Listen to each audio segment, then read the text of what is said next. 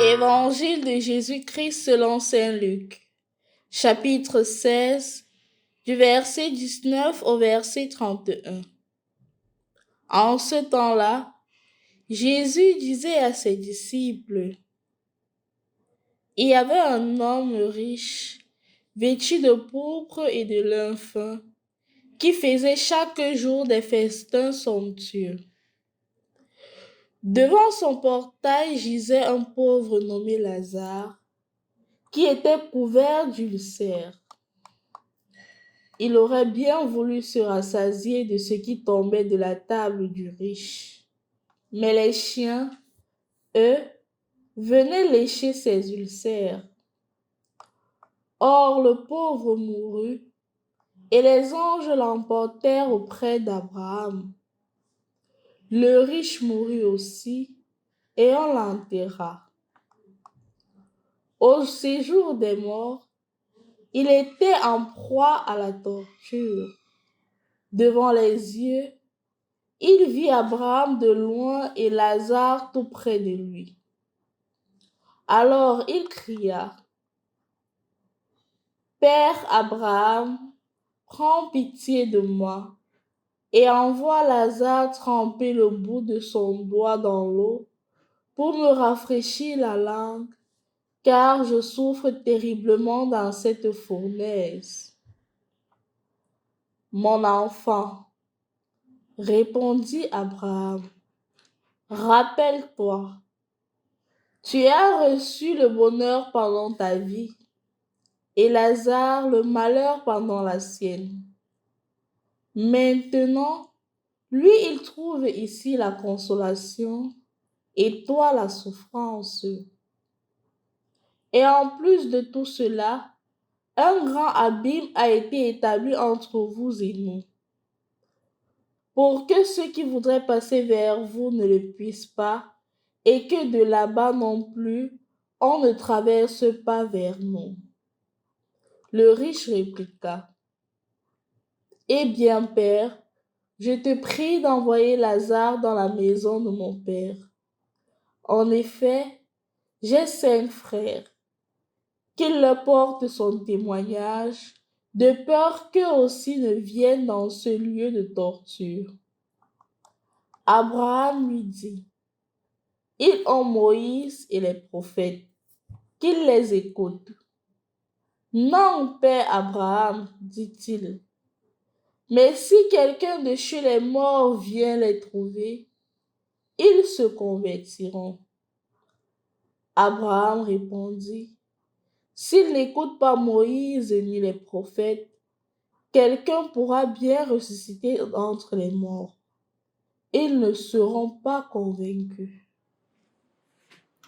Au nom du Père et du Fils et du Saint-Esprit. Amen.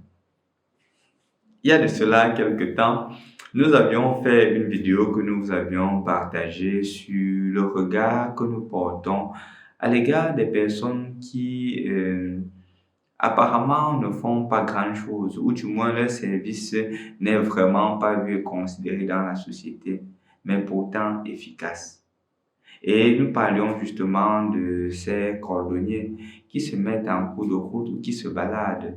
Ils se mettent à dire chaussures, chaussures, on arrange. Mais après, bon, on se passe d'eux comme ça. Je ne sais pas, en voyant cette vidéo, quel a été votre ressenti? Est-ce que vous aviez pris conscience que justement, notre problème, c'est que nous négligeons parfois des choses qui nous sont essentielles? Des personnes qu'on néglige, mais qui nous sortent de certaines situations. Des personnes que nous méprisons, mais qui nous aident à pouvoir nous réaliser. C'est en fait ce dont il est question dans l'évangile d'aujourd'hui. Le problème avec le riche, ce n'est pas le fait de n'avoir pas aidé, c'est le fait de n'avoir pas vu, le fait de fermer les yeux à la souffrance de l'autre. Et c'est justement quand il est tard qu'il prend conscience qu'il y avait un pauvre à sa table. Dans notre groupe Missio, il est clairement stipulé et strictement interdit de manger et de jeter le reste de nourriture. Et les jeunes sont clairement conscients quand nous sommes rencontrés que jeter le reste de nourriture, c'est une insulte aux pauvres.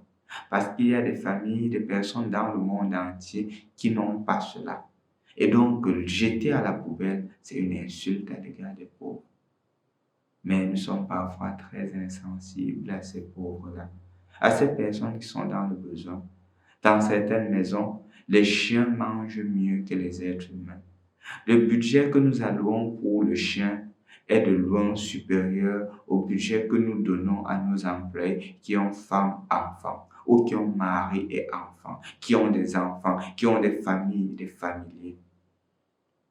En fait, le jugement dernier se portera sur notre incapacité de voir le pauvre, de voir le besoin de l'autre et d'agir, ou d'une certaine manière d'être très superficiel. Parfois, dans nos familles, il y a des personnes qui font des accidents. Quand on annonce cela dans la famille, on dit qu'il faut des contributions pour pouvoir les opérer afin qu'ils retrouvent la santé. Qu'est-ce que nous faisons? Parfois, c'est le moment où nous créons tous les problèmes du monde. J'ai tel problème, j'ai tel problème. Ou à la limite, on demande 1 million, 2 millions. Je sors 5 000, je sors 10 000, je contribue. Les autres doivent aussi contribuer, non? Notre insensibilité, notre indifférence à la souffrance des autres, c'est où le jugement dernier nous amènera. Mais en ce moment, il se fera tard. C'est donc pour cela que le temps de carême, c'est le temps d'ouvrir nos yeux aux souffrances des autres. Aujourd'hui, tu passeras, tu verras ce mendiant, tu verras par exemple ce monsieur qui aide un enfant à traverser la route. Dis merci au Seigneur pour cela. Dis merci au Seigneur pour ce geste d'amour. Dis merci au Seigneur pour ce cordonnier. Dis merci au Seigneur pour ce moto-taximan qui t'a aidé à arriver au travail à l'heure à cause des embouteillages. Ne vois pas seulement ce qui est mauvais en eux. Ne sois pas indifférent à eux. Il y a ce chant que j'aime beaucoup. Ouvre mes yeux, Seigneur, aux merveilles de ton amour. Je suis l'aveugle sur le chemin. Guéris-moi, je veux te voir. Demandons au Seigneur la grâce de nous guérir, pour que nous puissions voir la souffrance des autres, pour que nous puissions apprécier le travail des autres et pour que nous puissions leur dire merci ou de leur venir en aide quand besoin se fait sentir. Au nom du Père et du Fils et du Saint-Esprit. Amen.